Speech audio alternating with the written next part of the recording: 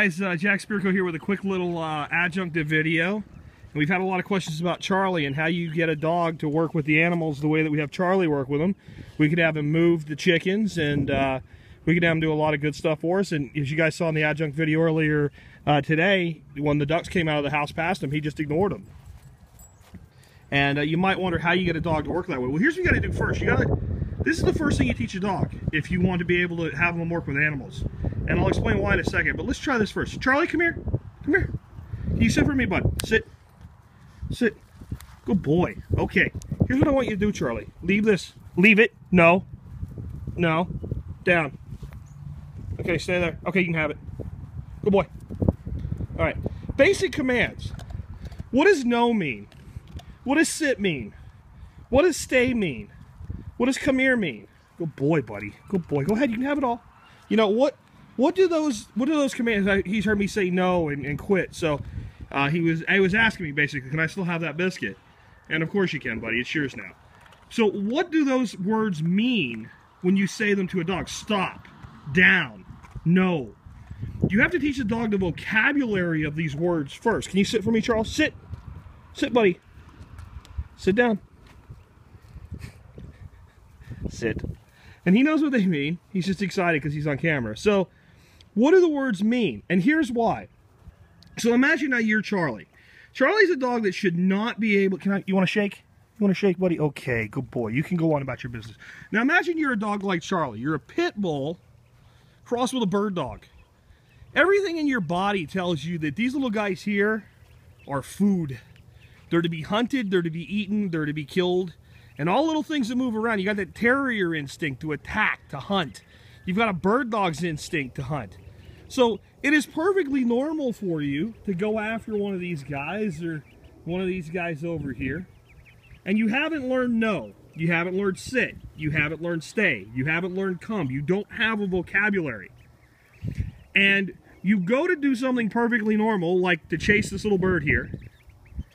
And your pack leader, imagine imagine that's normal to you, and you go to do this, and somebody yells at you the following, right? You're like, what does that mean? You don't even understand that there's a connection between those weird sounds and what you're doing there. And even if you did, you don't know what you're supposed to do. Am I encouraging you to do what you think is normal more? Are you doing it wrong? Do you need to be more aggressive, less aggressive? Am I telling you to let me do it first? You have no idea.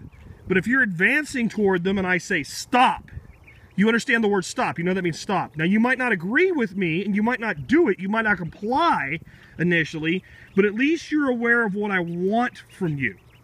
So we have to teach the dog basic commands, a basic understanding. Stop, come, leave it, stay, sit.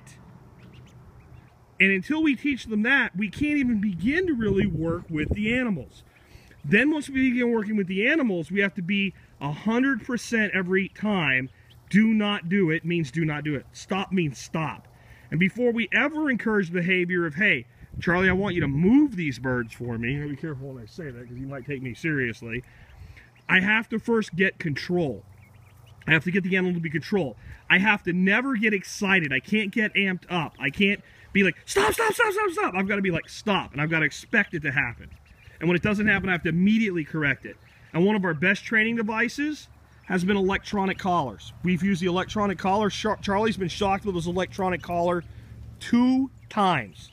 Exactly 2 times we've had to actually employ an electric shock to him.